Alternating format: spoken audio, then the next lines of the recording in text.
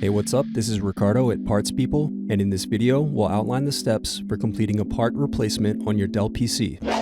Visit our website and use this coupon for a 5% off discount.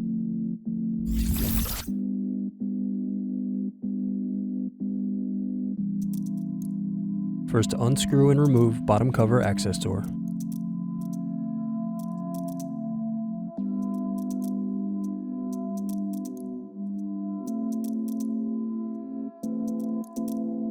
Then unscrew battery.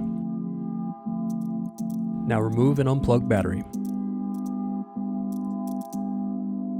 Then unscrew and remove LCD cable bracket.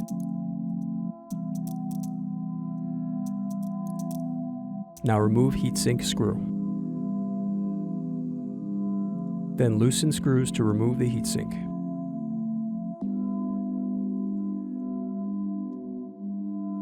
Thanks for watching. Don't forget to like and subscribe if you enjoyed this video. And if you need more, check out this playlist to watch other tutorials for your laptop.